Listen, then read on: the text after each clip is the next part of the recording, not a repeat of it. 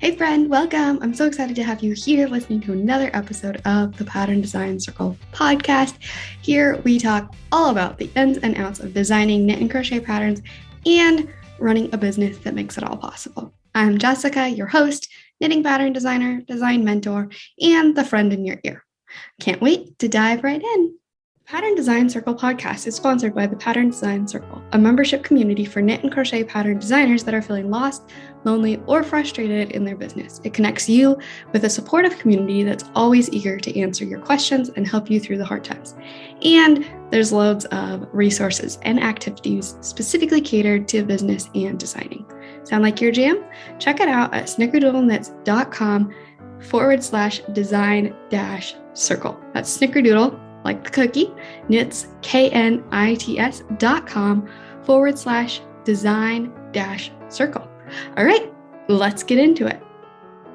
Hello and welcome. I am so excited that you are here. This is episode 1 of the Pattern Design Circle podcast. And I feel like I want to say other words besides excited, but I have no other words. So I am so happy. I'm so excited. I'm so glad that you are here listening to this podcast. First of all, I'm excited that you're here, that I'm in your ears right now. But second of all, I'm excited that I am here sharing this information because this podcast is all about sharing so much that I'm so passionate about designing and about business. So before we get into the content of this podcast is all about 5 steps to building your business. It's not the technical parts of like, oh, get a website and create an Instagram. It's like the foundations of your business, the things that are really, really important and are going to play into every single thing you do in your business. Anyway, before we get into that, I want to introduce myself real quick, just in case this is your first time meeting me, listening to my voice in your ear. So hello. I am Jessica. I'm knitting pattern designer behind Snickerdoodle Knits. I love to tell the stories of living, talking about real life. And I also am the facilitator of the Design Circle, a group specifically for helping designers with their business and their designing at every stage. And I'm a coach. I coach designers one-on-one as well. Very much the same thing, really helping them get into what really matters to them, what really works for them, what they want their processes to look like, and really understanding things in a way that it applies to them individually as designers. So a little bit about how I got here. Never imagined, 10 years ago, 5 years ago, that I would be here talking to you, that I would be a knitting pattern designer, and let alone a coach, a mentor, somebody with a podcast talking about designing and about business. Never did I ever want to own my own business, and here we are. I'm absolutely loving it. So how did we get here? I went to college. My degree was in architectural engineering. Wasn't super fulfilled in that, and was kind of exploring other options. I ended up in a small town with basically no job while I was waiting for my spouse to finish his master's degree. And less than a year after I had graduated, I found myself with a company called Snickerdoodle Knits. I'd started this company, and I had been selling Etsy products, and then I suddenly had a bazillion design ideas, and suddenly I was a knitting pattern designer. Little caveat there, I guess. I didn't think of myself as a knitting pattern designer, and I get this a lot. I hear from people who design patterns, knitting patterns, crochet patterns, whichever it is for them, and they feel like they're not a designer. They're like, oh yeah, I have like 10 designs out, but I'm not a designer. And I get that because I was there, but if that's you, if you're feeling that way, I want to encourage you to rethink that. What do you think makes a designer? Like how in the world would somebody actually know if they were a designer? I think, and I heard this from other people who saw me, in particular, one yarn dyer that I collaborated with. But the people around us that are looking at our work, it's like as soon as you put out your first design, you're a designer. So why is it so hard for us to accept that label? I think it's imposter syndrome. That's not a topic we're going to go into on this podcast. As you can tell, I can get really passionate about these things. I can talk forever about them. Hence the reason we have a podcast. But if you're there, if that's you, if you've created a design, you are a designer. That's it. You don't have to live up to something else that you think a designer is. Yes, you are a designer. Okay, I'll leave that there. But anyway, I found myself designing knitting patterns, and absolutely loved it. Has been amazing what owning this company and working for myself and doing things that I'm passionate about has done for my mental health. It's night and day. I used to be so depressed. Without getting into details, yeah, I was just very depressed and did not value myself and had so many feelings.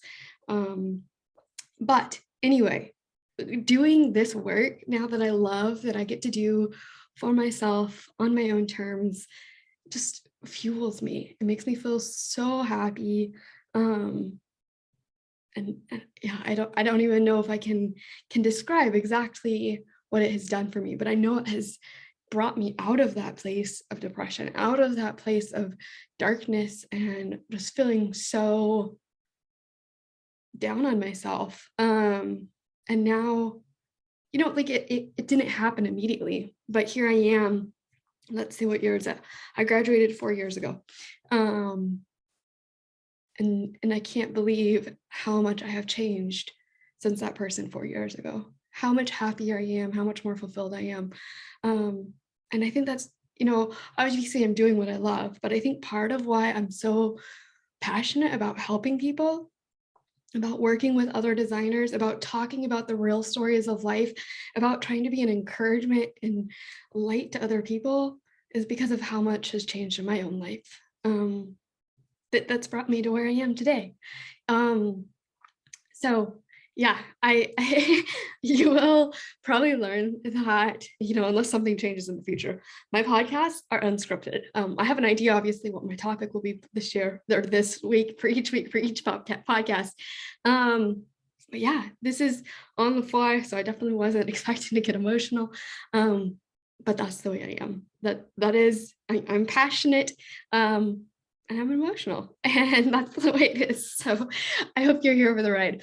Anyway, so I found myself designing knitting patterns, and really feeling like that was where I was supposed to be, what I was supposed to be doing. And then I was here designing knitting patterns, trying to figure out how to run a business.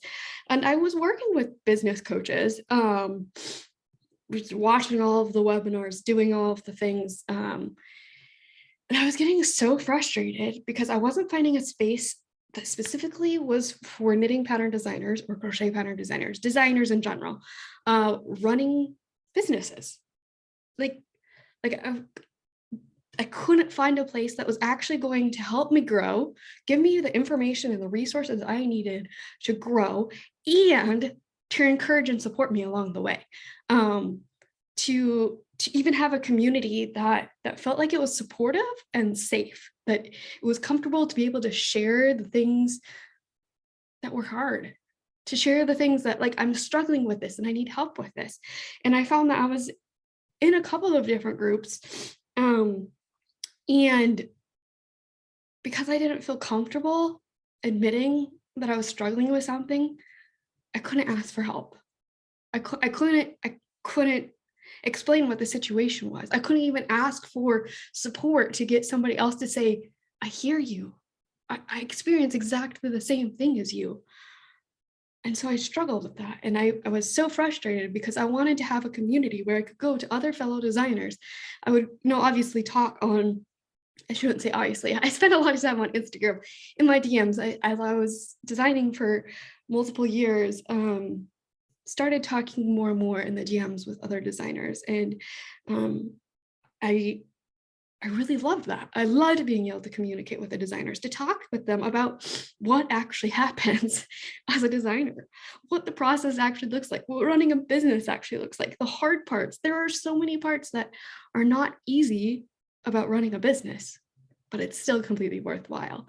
And so I found that I was creating these groups for myself, surrounding myself with other designers, and then I was giving a lot of advice and things just because I had done so much with other coaches in the business and marketing circles. I found myself kind of just automatically fitting into this mentoring role, which is so interesting to me because that's something I've always been really good at, is mentoring and helping people and having compassion and empathy and helping them show them the steps and things like that. So it's so fun for me to see like my little 5th grade self, or 5-year-old self is what I meant to say. Like now, like it coming full circle to what I'm doing now. But anyway, so I found myself in this position. I'm just desperately wishing that there was a group. And eventually, I kind of talked about it with a couple of people. One person was like, so why don't you create it? Obviously, I'm like, this is what I need. Why would I create it for myself? Like, I don't have the what I need to do it. But over the course of a few months, I realized this is what I need to do. This is my calling. This is my purpose. This is what I'm passionate about. And yes, I can make it work. I brought in the guest speakers to talk about the things that I needed. And there are a lot of things that I can share with folks who either are just starting out, or even folks kind of at the same level as me that don't understand as much about the design and the business. So anyway, all of that is to say that at this point, I created a community for designers that was all about supporting them in their business, giving them the resources that they needed to grow, and also the support. Creating a community that actually cares, that's going to listen and support and tell you, I hear you, I get you, I feel you, I experience exactly the same thing. You are not alone. And here's what I have done to help me with that. And that is so valuable. And I still cannot believe that it actually works that way inside of the community, that people are so supportive. Some folks have said, like, the community just runs on its own. I'm not having to say stuff all the time to get interaction, because in being vulnerable myself, it has given permission, or this is my theory anyway, this is why I think it actually works. In being vulnerable myself, it has given other people permission to be vulnerable as well. It's made them to feel like it's okay to admit that they're struggling, because I, as the facilitator of the group, I'm willing to say that. And so I think that has broken the ice. And so from day one, the messages that I got from folks about how they finally felt seen and heard for the first time in the knitting community and the designing community just amazes me and continues to amaze me every day. The support inside of the group really is so amazing. So that is how I got from where I was, as an engineering student working on mechanical HVAC systems, to now 4 years later, less than 4 years later, designing knitting patterns and coaching designers and being so passionate about it that I have started a podcast so that I can share so much of this with you. Because, just like I've discovered that it was so hard to find a community and a group that actually was supportive and would help me, it can also be really hard to find all of these resources to understand how it all works. Especially specifically to design businesses. So I am here to help you with that, and I'm so excited about that. So let's go ahead and get into today's content. Today we are talking about building a business. So I figured episode 1 was a great time to start with the foundations of what's really important in your business. Because, spoiler alert, it is not your website. It is not your Instagram account. It is not even your patterns that are most important in your business. But it's these 5 principles. I called them steps when I wrote them down, but I actually, in the future, I will talk about repurposing content at some point. But this podcast episode actually started as a series of 6 Instagram posts. So in the Instagram posts, the graphics that I had created, I had called them steps, but really they're more like pillars. It's not like a do this and then you're done kind of thing, but these are the pillars of your business. So, okay. Pillar number 1 is to know your why. Yes, know your why. And I don't know, I feel like that can feel overwhelming. It can be confusing. But deep down in your gut, you know why you are doing this. You know exactly why you're designing patterns. You know exactly why you have a business. So be willing to listen to that. Don't be afraid of what you think, or like, don't be afraid of what it is. Allow it to be what it is. Don't try to change it to be like somebody else's, because that's never going to fit you. Your why is the whole purpose and why you started all of this in the first place, why you want to do it. Why is it that you want to design knitting patterns? What does it do for you? What does it bring to you? Is it a creative outlet? Is it this satisfaction of creating this beautiful thing out of nothing? Is it the satisfaction of knowing that you've created something that somebody else can create? What is it? Why is it that you like to design knitting patterns or crochet patterns? For me, it really is a lot about creativity. It's that bit of creativity that I didn't have in my engineering career. It's like that, why engineering felt so boring. It's because it felt like it was missing this creativity piece. And like artistic element. And so for me, designing patterns is that. It is my creative outlet. It's the thing that allows me to just design and create and connect with this artistic part of myself that I never knew even existed. Like, I totally, just a few months before I started designing, I was sure I could never be a designer because I was not creative. I was not artistic. I would never have the ideas to be able to create something from nothing. And here I am, like just a few months later, I started to have so many ideas, just like filling up my notebook. I probably had at least a dozen like the first day. And now I have hundreds of design ideas. Not all of them are amazing design ideas. No, but they're ideas. Anyway, so knowing your why probably really starts with the pattern design business, or pattern designing for most people. Why is it that you want to design? What is it that you love about designing?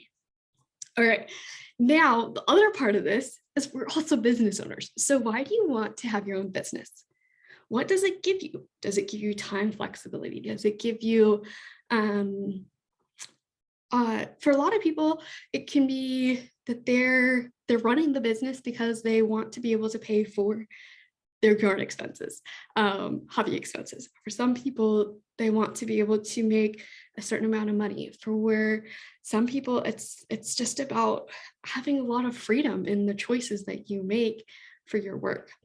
And for me, it is a lot about just being able to, so much of it is like working by myself and not having to deal with my being social and all of the things that come with that for me, and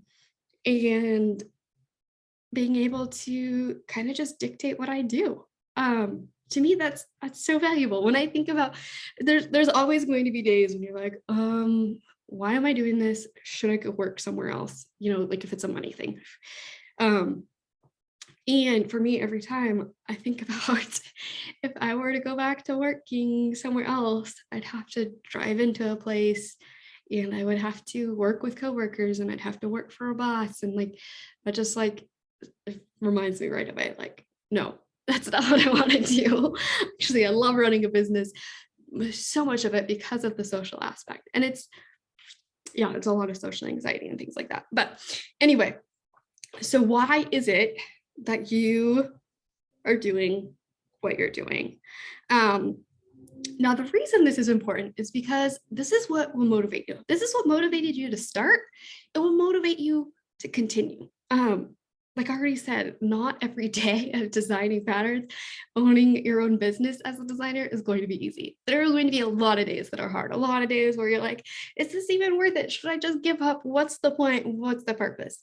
That's not meant to discourage you at all. But that is when your why, your purpose is so important because it reminds you why you're doing it. It reminds you why this is important to you. This is also really important in guiding you in the direction that you want to go, in making pretty much any decision in your business. If you make a decision that goes completely against your why, it's going to be really hard to follow through with. It's going to be really hard to continue a business model that doesn't actually align with what you want to be doing and what you love and what you're passionate about. And so it's easy to get caught up in what you think if you're not clear on your why and don't remind yourself of your why, your purpose frequently, it's easy to get caught up in what everybody else is doing and what you think you should be doing. And you see what this designer is doing and you're like, oh, to be successful, I need to do this. And so really chasing somebody else's dreams, chasing somebody else's plan, chasing somebody else's definition of success is not going to serve you. It's not going to make you feel fulfilled because you're not actually doing what makes you feel good. It's not doing what you really love, what you're passionate about. Some people are passionate about, let's see, where's an example? Some people are really passionate about working stripy stockinette socks. Some people are going to hate that. Some people are going to love working intricate lace shawls, and that plain stripy stockinette sock person is not going to love that. That's a very, simple example as far as types of designs. But it goes for every aspect of your business. There are things that you are going to love that other people hate. There are things other people will love that you will hate. So don't try to follow anybody else's path just for the sake of trying to be successful or do what you think you're supposed to be doing. I'm all for following your why, following your purpose, and making your business work and fit all of that so that you actually feel fulfilled. Okay. Also, one little point there that I do want to mention is that when you're not clear on your why, you're not clear on your purpose, and you don't remind yourself of it often, it's easy to get caught up in feeling like you're not enough. You look at what everybody else is doing, or quote unquote what everybody else is doing, what you think quote unquote everybody else is doing, and you're not doing it, and so you feel like all of a sudden you're not enough. You're not doing enough. You're not good enough. You're not whatever enough, popular enough. But when we go back to our why, our purpose, a lot of times when we look at those things, we realize actually that's not what I want. That actually does not make me happy. Like if I were in that person's shoes, if we're doing whatever they're doing and receiving whatever they're receiving, that would not fill me up. Like I would actually hate it. And so that can help so much with imposter syndrome and comparisonitis when we remember our why and our purpose and what's important to us. All right. So one more thing in case this helps, just with understanding what your why is, what your why is for designing patterns, what your why is for your business. What does this pattern design business give you that you didn't have already? What does it give you that you wouldn't have without it? If you took the business out of your life, if you took designing out of your life, what would you be missing that this business fulfills? So that's just maybe just one more tip on how to uncover your why. But so these are the overarching whys. You will continue to have more whys in everything you do in your business. I think it's so important to remember these things and like use them as a compass to guide you and direct you so that your business is always fulfilling and allowing you to do what you love. Oh, so I was saying that you will have more whys in your business along the way. So for an example, you will have, if you start an email list, be clear on why you're doing that. If you start an Instagram account, be clear on why you're doing that. If you decide to design a pattern, be clear on why you're doing that. If you decide to collaborate with somebody, be clear on why you're doing that. And another reason that is so helpful is because when you're clear on the why, you can measure if it's successful or not. You can know if you're doing it right or not, because you know what you're trying to achieve. So if the purpose is to have a creative outlet, it doesn't matter what else happens. If you've done this thing that makes you creatively energized and fulfilled, and you've done this thing that has just allowed you to be creative, then it's enough, right? If that's your why, it should be enough. And that's not to say that, it is more complex than that, of course, but at a very foundational level, it can really help you understand what's important to you, what metrics you actually want to measure, and what you actually want to focus on in your business. Because if there's something that's not important to you, chances are you don't need to be doing it. There's an alternative way that you can do it. Like if it's something that you feel like you need to be doing in order to be successful in your definition of success, not everybody else's definition of success. If there's something you feel like you need to be doing to be successful, there's probably another way you can do it that fits better with your why and is more aligned with your purpose. All right, so let's get into pillar number 2. Pillar number 2 is to know what you provide. Now, that might sound obvious. We're all pattern designers here, right? So you design, knit, or crochet, or both patterns, right? I'd say let's go a little bit deeper than that. What is it that you give in your patterns to your customers? Do you give step-by-step instructions? Do you give a recipe? Do you give tutorials? Do you give tips? Is it a hand-holding experience for beginners? Is it a maybe like a shortened, do you create shortened patterns that are shorter and use a lot more abbreviations and assume that your knitter knows more because you're designing for more advanced knitters? What is it that you're creating? Maybe you create kits for all of your designs, like yarn kits with a collaborator. Maybe you host a knit along for all of you, or a crochet along for all of your designs. What is it that you're creating with each of your patterns? And so again, this is going to be important because it helps you make decisions about what you add. So if you know, okay, what my business is like founded on, which, by the way, let me put this in here. These things can always change. We'll talk about that at the end, but this does not have to be forever. This is for now. To help you be clear, to make decisions easier, and to make it really clear even to your customer about what you're doing. So if you know that you are always creating, let's just choose an example. You always create colorwork cowls that have, oh, now I'm going into another topic, that have tutorials in them, and you sell your patterns as like a package with a whole knit along tutorial kind of whole package thing.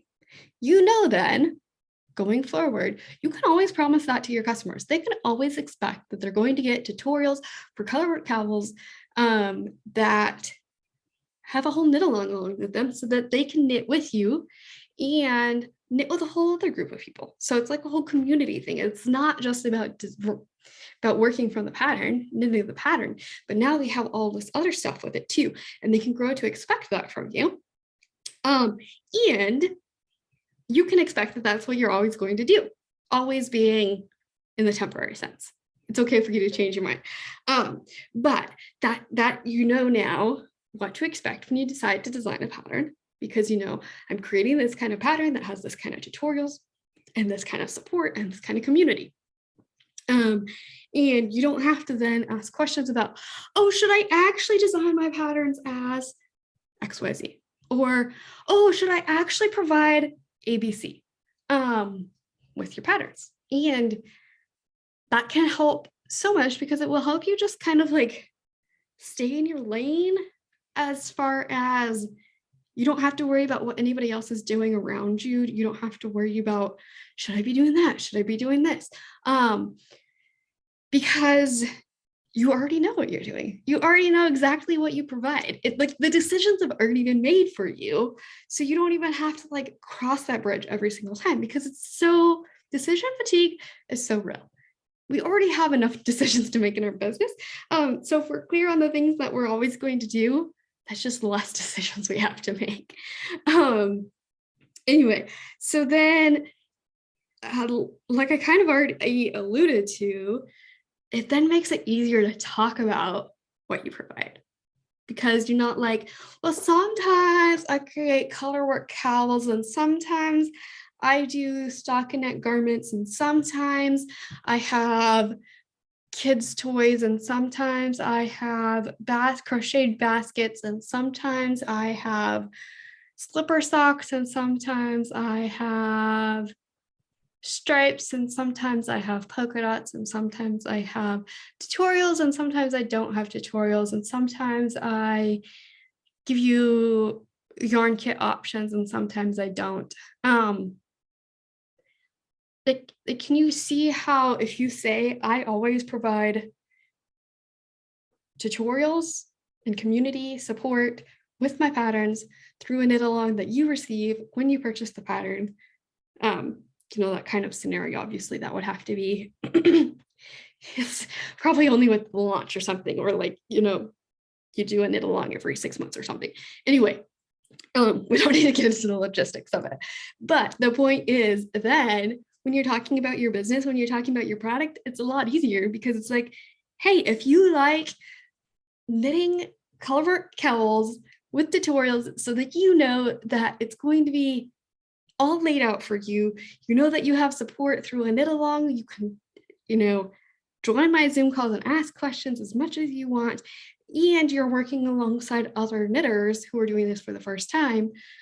So you can feel completely supported. You don't have to worry if it's going to actually work out, if you're going to have support, if you're going to know how to do the thing, because it's all laid out for you. So you can tell folks like, hey, if that's what you love, that's what I provide. You want to come hang out in my corner. Where, like, if you're all over the place, it's harder for folks to know, do they actually like your work?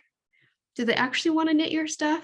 Or is it like one pattern out of 40 patterns that they're like, oh, I liked that, and they come follow you, and then everything else you create, they're like, yeah, that's not really my style. Okay, so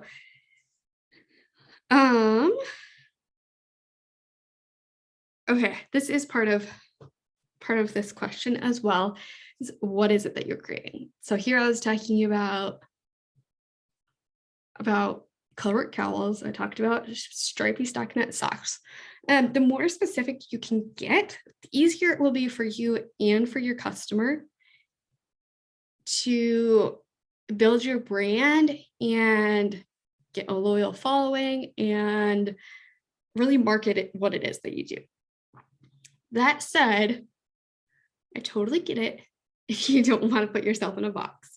I totally understand that feeling. I will admit that my patterns kind of are all over the place a little bit. And I don't love that. I realized like, oh, hey, I don't really have a super strong aesthetic. And so that makes it more difficult, A, for me to talk about my stuff, A, for me to feel confident folks are actually going to like my next thing, and B, for folks to see my work and be like, oh yeah, I love everything she creates. I have, like my aesthetic has evolved over time, so it has gotten a little more clear, but I have more ideas going forward with how I want to make it more clear, how I want it to make more like me. But now that I am focusing on helping designers, I I have less time to actually dedicate to making that happen. So anyway, I will say, looking at my portfolio isn't necessarily the best example, but it's worked pretty well for me. So I can't say that it's totally hurt either. But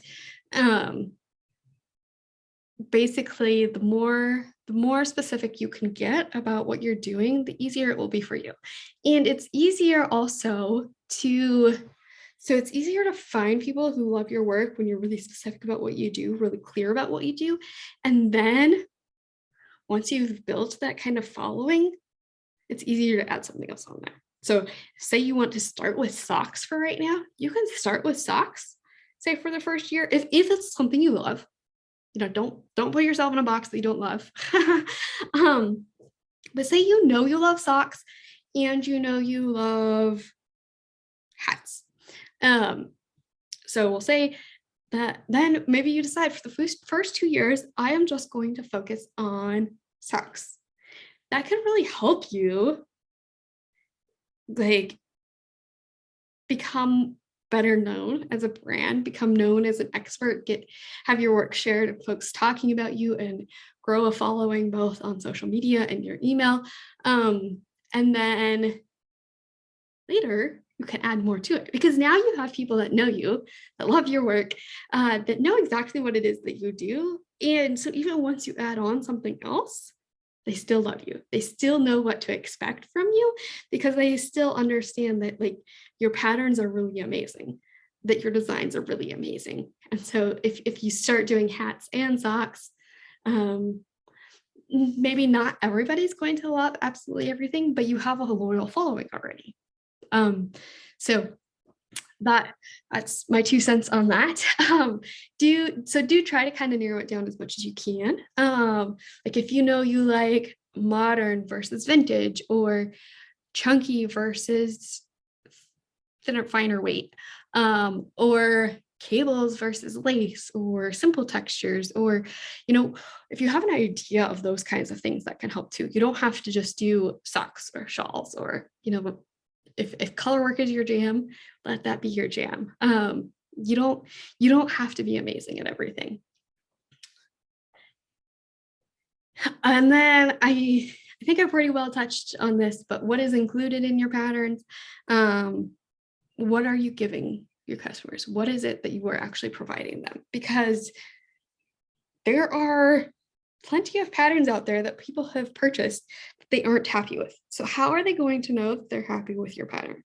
What can you tell them about your patterns that will make them feel confident that this is actually something that's worth investing in, and something that's worth spending their time on to actually work from your pattern? So that was pillar number 2. Pillar number 1 was knowing your why, understanding your purpose. Pillar number 2 is knowing what you provide. What is it exactly that people will receive when they purchase your pattern? What can they expect every single time? All right. Pillar number 3 is know what makes you unique. Okay. If you're cringing right now, you're oh my goodness, I hate this topic. I get it. I totally understand, because, we live in our own body all of the time. To us, we're just normal Joe Schmo. Our life is boring. This is just us.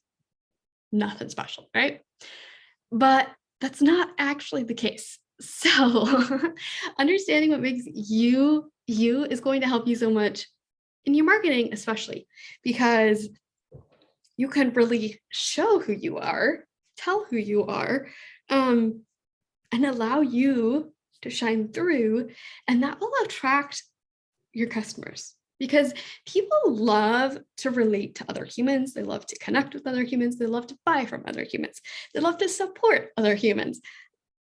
It is so much more enjoyable, say on social media, to interact with people who act like real people.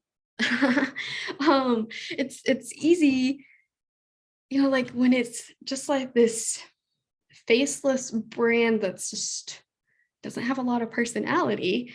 You'd be okay, you have really pretty products, but you don't really feel this strong connection with them, this human connection, emotional connection that we feel with real people who actually have personalities. And so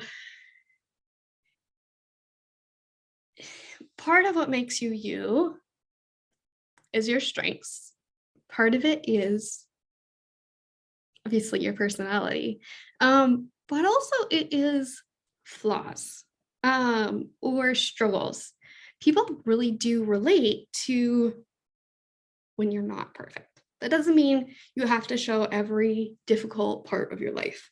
In fact, probably don't do that.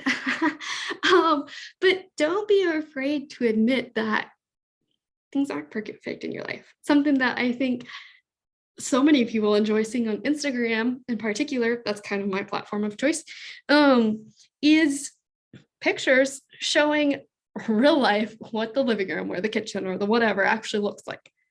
Because so often we take and we share and we see pictures of perfection on social media. And so when somebody shows a picture that is reality, that is not perfection, that helps us, when we see that, feel more validated. It helps us feel seen. It helps us feel like, oh, maybe there isn't something wrong with me. Maybe it's okay that I'm not perfect. And maybe it's okay that my house isn't perfect. Maybe it's okay that I'm a real human with real life experiences and real circumstances. And so showing that and sharing that is okay. And really showing who you are, letting yourself be who you are, sets you apart. Like, just think about, if you listen to a lot of podcasts, think about the different people you listen to. Do you think they're all the same? Do they all sound the same? Do they all have the same personality, the same sense of humor? Do they all have the same level of professionalism? I'm gonna guess probably not.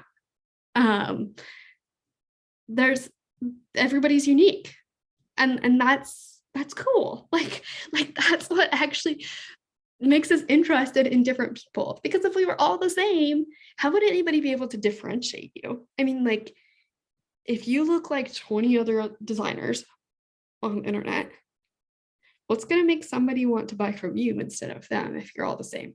If you have the same kind of designs, you have the same kind of Instagram posts, you have the same kind of style, it makes it harder for the customer, actually.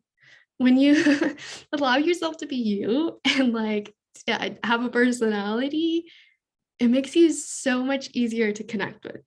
Like, I just think about the people that I'm following on Instagram, especially going through their stories, and I'm like, I just love you because of who you are. Like, you're so funny, or you're so whatever, so relatable, and just like makes me want to consume all of their content because I love who they are as a person. It doesn't mean that I have a lot of similarities with them necessarily, but like, their personality is so strong, like they allow their personality to show through, and it just makes it so enjoyable to interact with. Anyway, so then, first of all, starting with this, who are you as a person? What's your personality like? How do you perceive yourself? How do other people perceive you? What do you like about yourself? What do other people say they like about you? So for me here, a lot of this that I usually think of is I'm a very empathetic and compassionate kind of person.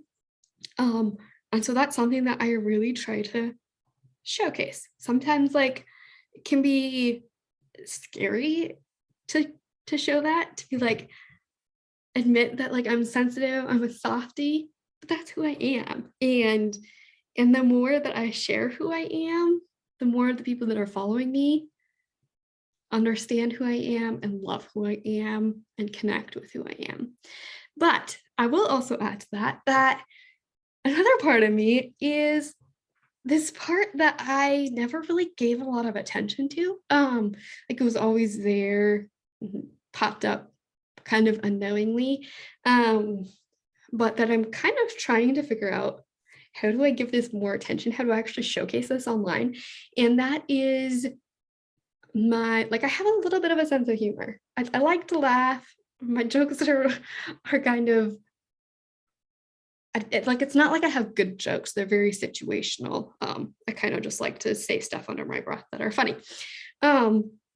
Anyway, so that's part of who I am. So who are you? Are you a very serious person? Are you a very funny person? Are you an organized person? Are you a dysfunctional person? Are you not dysfunctional in a bad way necessarily? I mean, like that wasn't supposed to be a bad adjective. Just trying to figure out who you are. What adjectives would you use? Who do you think you are as a person? What do people say about you?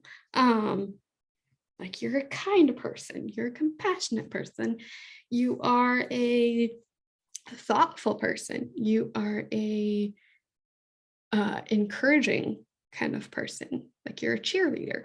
What kind of person are you? And then of course, like I think the important thing is to try to not hide that and to be aware of how you can actually showcase that in a way that it's authentic. Not to be like preaching from the rooftops, I am this whatever blah blah blah blah blah person. Like, no, it doesn't have to be like that. It's supposed to be authentic. And so it's more about realizing who you are so that you don't try to cover up who you are. Because when you don't really realize who you are, it's so easy to try to be somebody else, to see somebody else and be like, oh, I love them, I adore them, I want to be just like them. But there's a reason you are who you are and not who they are. So how can we show who you are and make that really real to the world? Okay, part number 2 of this is, what do you enjoy and what are you really passionate about it? What is it that you love? People love to see passion. And I'd heard this before, but when I really started talking about helping designers, talking about the design circle, talking about business stuff, it's something that I'm so passionate about.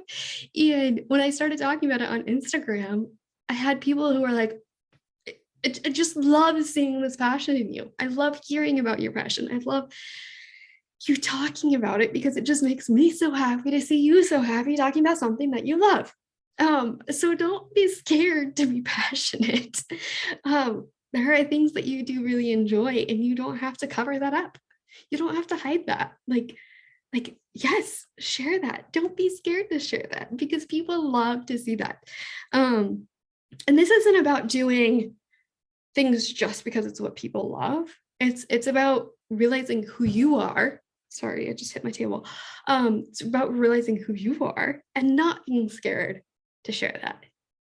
Being willing to be you authentically and genuinely, and just like not being scared about that because you are amazing. You are amazing just as you are. So how do we show people who you are? Because that's what that's part of what they're gonna love. Okay. And then last of all, what are your strengths? Is it your strength to connect people, to bring people together? Is it your strength to teach people? Is it your strength to guide people? Is it your strength to make super artistic, pretty things, but maybe the other things aren't your strength? Is it your strength? What was the other thing I was just thinking of? Oh, it's like the math part, your strength. Are you really good at the technical stuff? What is it that comes really naturally and easy to you? What is it that you have always been good at, like for a long time? What is it that you often get compliments and praise on? And what is it that people often ask you for? What do they ask you for help with? That can really show you what you're good at. If there's people that are asking you something, then there's probably something there. And so just like starting to write down those lists. I know for me, it was really hard to figure out how it all connected. So all of these questions, the 5 pillars and then the sub questions, I encourage you to write these things down, jot down your notes, jot down what comes to mind, but don't worry if it's not super clear right now. Set it aside and come back to it in a while, maybe a few weeks, and see if you can get more clarity on it. For me, it took me a few years. So I mentioned, like the whole mentorship thing. Now I'm mentoring designers. That was something that I was always good at.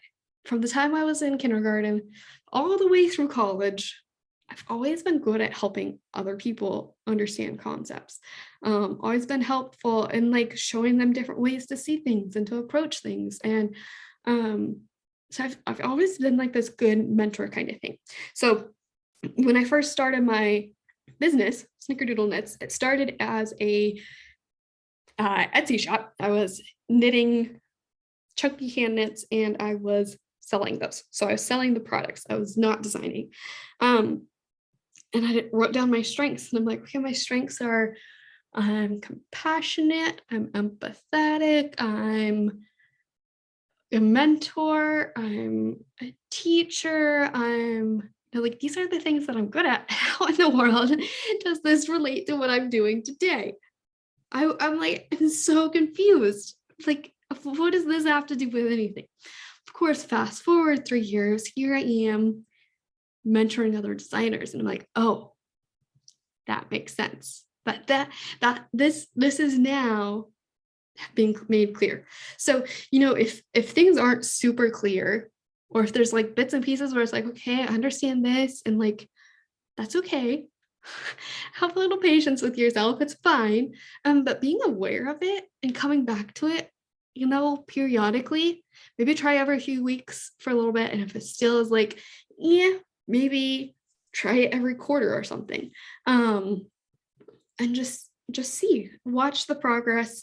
Don't force anything. But yeah. Okay. So that was pillar number 3, knowing what makes you unique. So pillar 1 was know your why. Pillar 2 was know what you provide. And pillar 3 was know what makes you unique. And now we're on to pillar 4, which is knowing what makes your work unique. So yes, it is important what makes you unique, but it's also important to know what makes your work unique. And so understanding pillar 2, knowing what you provide, is going to help you understand more of what makes your work unique. So the reason why this is important is because when you present your work to somebody else, you need to know how you actually stand out. It's important. If you have a simple triangular shawl and somebody else, sees 10 other simple triangular shawls on the internet, why would they buy from you instead of somebody else? Part of that is because of who you are, your personality. Maybe they understand, they know who you are, they love who you are, and they're excited to support you. Maybe it's because they know you're really good at designing shawls and they're familiar with your expertise. And maybe it's part of what you provide in your work, the tutorials or the knit alongs and things like that. So knowing what makes your work unique from other designers is going to help you a lot. And it can be really hard to figure out. So don't feel bad. Okay. So first question is, how are your designs different from other designers? What is it that you're doing that is unique? Is it the kind of yarn that you're using?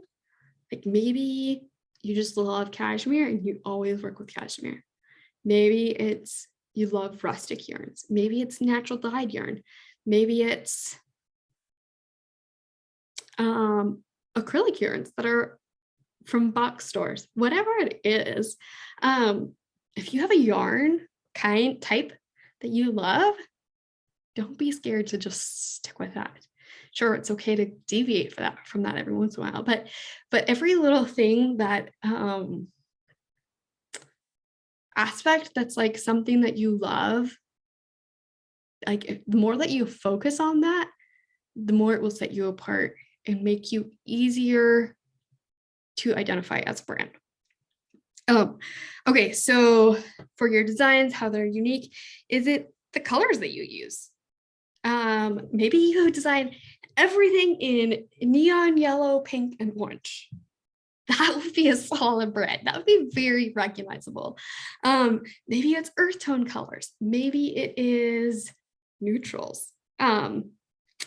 What is it? Like maybe it's the style of your designs. Maybe they're very geometric, or they're very modern, or they're very vintage 1950s or something like that. So your style can definitely differentiate you from other designers. Then the shapes of your designs. So like I'm kind of known as a shawl designer. To start out with, people knew me as Chunky Knits because my first several patterns were chunky. And then it was funny because I had designed quite a lot of patterns with fingering weight yarns. I had way more fingering weight yarn designs than I did super bulky. But there were people who had been following me from the beginning, and they still associated my work with super bulky yarn. The reason I know that is because I did a poll that was like, hey, when you think of snickerdoodle knits, what do you think of? Okay, and then I started doing quite a few shawls, and folks started to identify me as a shawl designer. And so then I got more requests from yarn dyers reaching out to me, asking me to design shawls. So then I was just designing more shawls.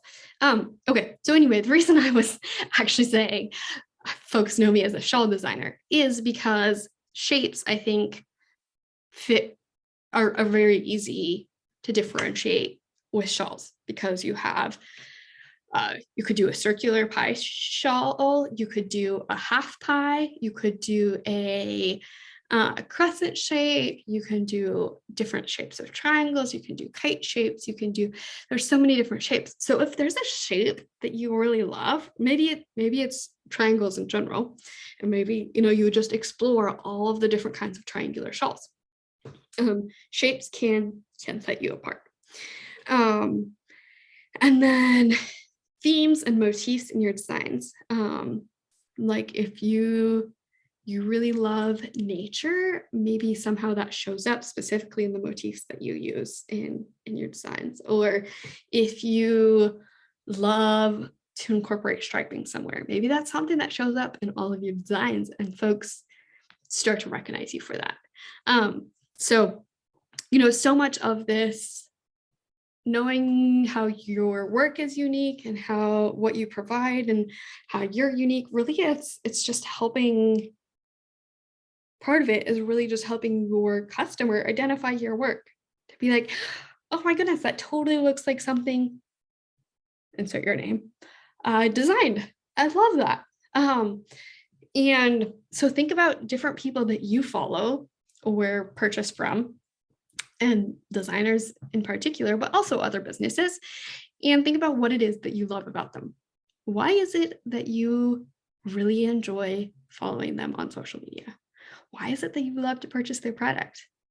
What is it about their designs, their design style? Is there something that every time you see it, that's what you associate with that person? Or when you think of that person's name, what do you associate with them?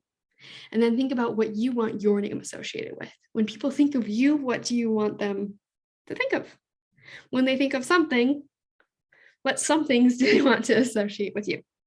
Okay, one more question on this one is, how is your content different from other designers? Now, content refers to what you are putting out into the world that is really your marketing, that is reaching out to people. So social media is content, YouTube is content, Pinterest is content, your email newsletter content, podcasts are content, all these things that you create to put out into the world, to your audience. So what is it that is different about your content than other designers? Are you only sharing about your designs? Or are you sharing more of a personal look into your life? Are you sharing what it's like to be a mother? Are you sharing what it's like to be a working designer who's designing on, weekends? Are you showing information about mental health? Are you showing what is the content that you're providing? I would encourage you to refer to some of those other questions that we've already talked about knowing who you are, knowing what you're passionate about, knowing what it is that you provide, different things like that. That will really help you stand out in your content, because if you're creating more relatable content, that will make your audience more interested in following and reading your stories and your captions and even watching your videos and whatever you put out there. They're going to feel a lot more loyal to even consuming your content if they know they like what you talk about, if it's unique. Because if everybody's just the same and they're just scrolling, it's like, why even bother looking at each thing individually if they're all the same? Okay, so it can also be in the way that you share your information, your vibe or your style. And it could be the information itself. So I was just kind of giving a lot of examples about the actual information. It could be, so let's go back to your vibe and your style. It can be the kind of colors you use. It could be kind of like the way you style your photos as far as like what you use as a background. Is it dark and moody, or is it light and bright, or is it, I don't know, vintage? Or I feel like I've been talking a lot about vintage in this podcast as an example, but just different styles. Think about different styles that you can use that that show different personalities, that make your content different from other people. And then it can also be things like the way that you build connection or the way that you motivate. And so it's, like maybe your content is very inspirational, very motivational, very encouraging, very whatever it is. I would go back to who you are as a person, what it is that you love, and what it is that you want people to associate with you when you're thinking about creating your content, because having content that is different from other folks. And I would say this is also very important in your emails, because people don't want to open and read boring emails. I feel like that's maybe kind of obvious, but if your emails are lacking personality, A, you're probably not enjoying writing them, and B, is the other person very excited about opening it? So, okay, I feel like I could talk forever on all of these. So if you have any questions on these, feel free to send me a direct message or an email. On Instagram, I am at Pattern Design Circle. The handle is Pattern Design Circle. So feel free to ask me questions on any of this stuff. I probably could have done a different podcast for each pillar, but let's go ahead and move into pillar number 5 so that this podcast doesn't take up your whole day, hopefully. Okay, pillar number 5, just as a recap: 1 was knowing your why, 2 is knowing what you provide, 3 is knowing what makes you unique, 4 is knowing what makes your work unique, and 5, our last one, is knowing your ideal customer.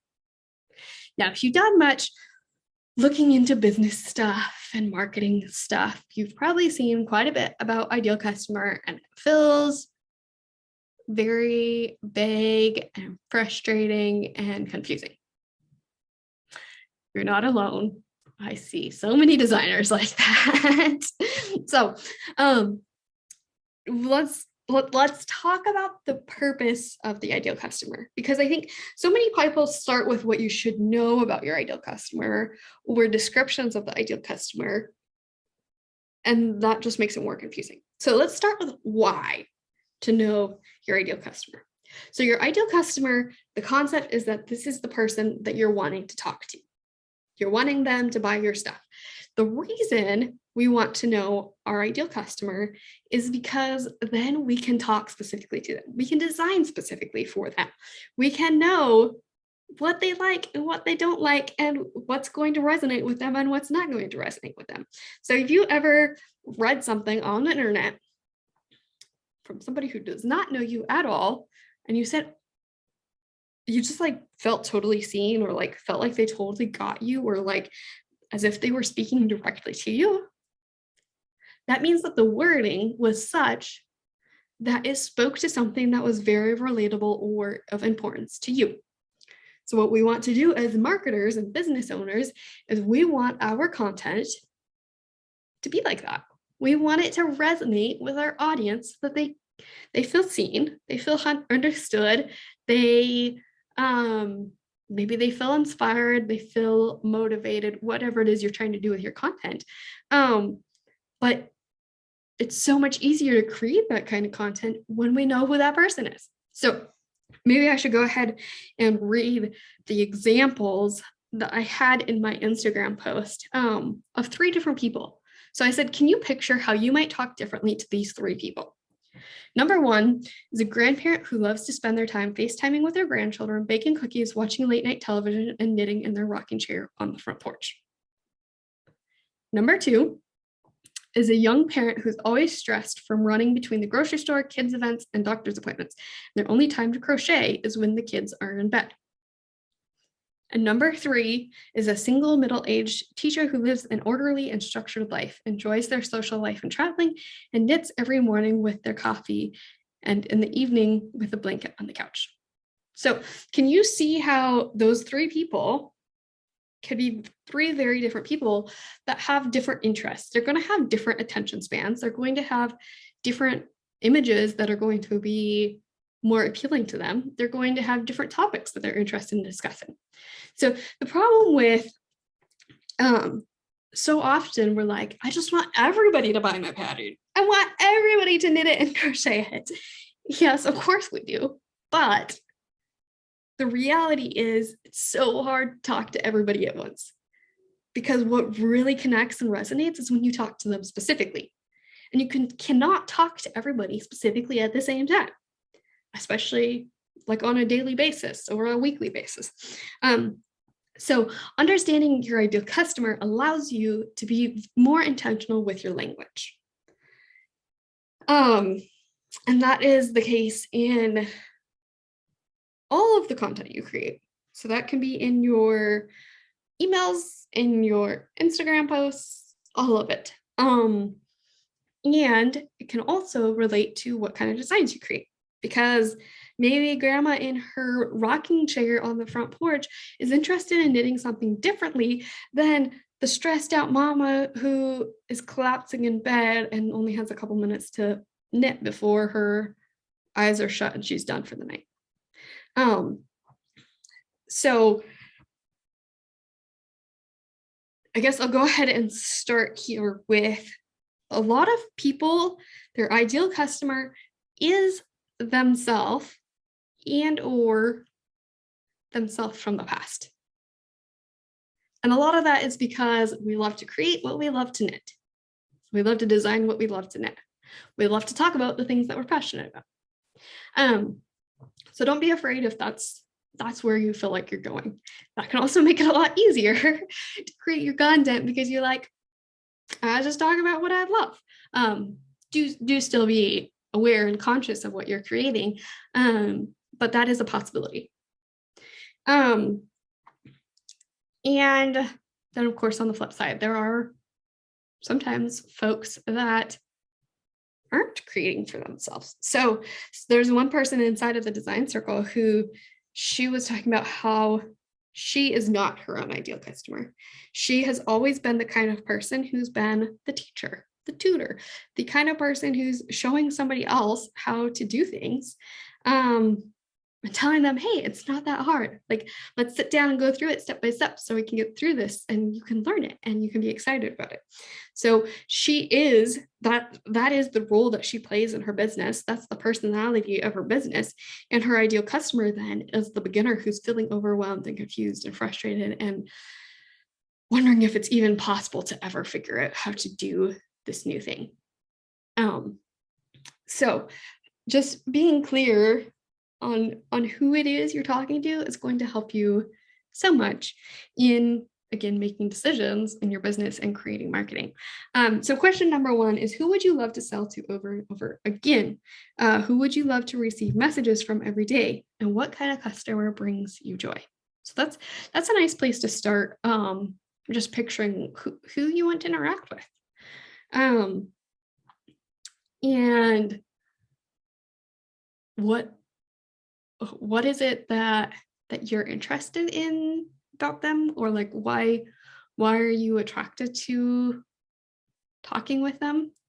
Okay, so then once you have a little bit of a picture of who this person is, and you can create multiple avatars that have very similar interests, if that helps you in realizing like, hey, this is, I'm speaking to an audience. It's not just one person, but they have very similar interests. So you can still talk about these very specific things. So question number two is, where is this person in their knit and crochet journey? This is going to be important because of how you talk about your designs and what kind of designs you create. So what is their skill level? Are they a beginner? Are they advanced? Do they need some help? What is their familiarity with different terminology? So how much knowledge do they need to be given about the things that you're talking about? Is it enough to say garter tab cast on, or do you need to explain what a garter tab cast on is? And then also, what is their familiarity with different yarns and tools? Do you need to explain some of that? Would it be helpful to have a video that explains, that's like Knitter 101, because you're working with a lot of beginner knitters? And then how much assistance do they need to make your designs? So you most likely want to have your customer enjoying the process of working from your designs, your patterns. So how can you make that as enjoyable as possible for them? Do they need more pictures? Do they need more tutorials? Do they need more tips and tricks? What do they need in order to have a successful and enjoyable experience working from your design? All right, final question. I'm sorry, I realize this is over an hour long, but final question. Thanks for sticking with me. What do they enjoy? What do they need? And what do they struggle with? What do they enjoy? What do they need? And what do they struggle with? So these are actually really important questions, because when we can talk to a person's interests, their likes and dislikes, and we can talk to their needs and desires, they will feel seen and heard so much more. Because those things are the things that are important to us, especially struggles. So if you know that your ideal customer struggles with the fact that they're not able to afford the fancy yarns that everybody else seems to be working with on Instagram, if you can speak to that, they're going to feel so seen and heard and want to be your best friend, because you understand them, because you're giving them the permission and the love and the attention that they want. So then, of course, I won't go into content ideas. I almost did, but the same thing. What do they enjoy? What do they love? Obviously, we know that they probably love yarn. They probably love knitting or crocheting. They might even have other hobbies, but those are all things that you can talk about, and they're going to relate to and be like, I love that too. I totally can understand. I'm totally with you. And so then the more that we speak to these things directly, the more that we speak to these people directly about these things that they love and that they're passionate about and that they need and that they want and that they desire, that is when we really build connection and trust.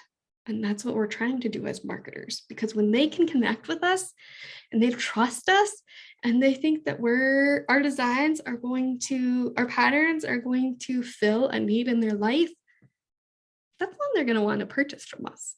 So, all right, that was the 5 pillars to building your business. Number 1, knowing your why. Number 2, knowing what you provide. Number 3, knowing what makes you unique. Number 4, knowing what makes your work unique. And number 5, knowing your ideal customer. Now, last little thing, if you remember from back when I said this was an Instagram series, there were 6 posts, there's 5 pillars. 6 posts is because I want to remind you that this is never done. Yes, it's important to get clear on these things as early as you can because it is so helpful to you and to your customers because it makes your life so much easier, your decisions so much easier, your content creation so much easier, your marketing so much easier, and it makes it so much easier for people to see you and be like, I know you, I love you, I want to buy from you, but it's never done. We are people, we are humans, we will evolve and change. Our interests will change. Our passions will change. Our likes and dislikes will change. Our struggles will change. And so your ideal customer will change too. There's this thing that we call an ideal customer journey, which is saying that they start somewhere, but they learn something or they achieve something, and now they don't have that original desire or struggle. And so now they're a step further on their journey. The same thing is going to be true for you as a business owner and as a designer. It's okay if some of these things change, but I still think it is so important to be aware of these things because they do help us so much. Because it just makes it so much easier. So I will say, there are several of these things that I never really got super clear on until I really understood what my real passion was. So many things that took me forever to even realize who I was as a person. I realized I was spent so much time trying to live to everybody else's standards and expectations and definitions of success that I didn't even know what I wanted. I didn't know who I was. I didn't even know who my personality was. So it's okay if this takes time. I hope that me breaking these things down for you, both in this episode and in future episodes, will make it easier for you so it doesn't take you years to get it figured out. But if it does, it's okay. It's okay. This whole thing is a journey. It's a journey, but I promise you, if it's something that you love and that you're passionate about and that really is your purpose, it is totally worth it. So also part of this, if you don't know all of the answers right now today, that's okay, because working in our businesses, designing our patterns will give us more clarity on these things. So some of these things, at least for myself, I had to do the stuff in order to know the answers. So I called this building a business, the five pillars to building a business. But sometimes you got to do the work to kind of understand the details. So don't feel bad if you don't have all of the answers. All right. Thank you so much. We have just finished episode 1 of the Pattern Design Circle podcast. I hope you loved it. I know I went on passionate rants, and I expect that is what every episode on this podcast is going to look like. But I'm so excited that you're here. If you want more information for designers and business owners about all of the things, first of all, go follow me on Instagram at Pattern Design Circle, and go check out the Design Circle. It is a group for knit and crochet pattern designers who are feeling lost, lonely, and frustrated in their business, who want resources to grow their businesses and to feel seen, heard, understood, and have that connection with support with this community that truly cares and loves to support them. If you're watching this or listening to this in real time, this is currently April of 2022. I have doors open to the Design Circle all month because we have the Design Along running. So you can join anytime this month to join the community and access all of the things that we have going on with guest speakers and workshops and so many things. So if you're interested in that, go to www.snickerdoodleknits.com snickerdoodleknits.com/design-circle. Snickerdoodleknits.com design or /design-circle. It'll be in the show notes. But that is where all of the magic happens. But if you're along for the ride, I'm excited to keep this going. So excited to have you here. I hope you continue to listen to the podcast. Go ahead and subscribe, and if you loved it, leave a review. I hear that's really important to the podcast people, to tell them that this is actually something of quality, and share it with a friend. Okay, that was a lot of call to actions. If you know anything about business, best thing is to only give one call to action. So anyway, again, I'm at Pattern Design Circle, and the link to the Design Circle is actually on my Instagram account too. But thank you again so much for joining me. I'm so excited that you are here. So excited to be helping you with your design business. So we will chat again soon, and I will talk to you later. Wow. Thanks so much for listening to this episode. If you found it valuable, please share the podcast with a designer friend. And if you have a minute, leave a review. It's so helpful and means the world to me. Chat soon.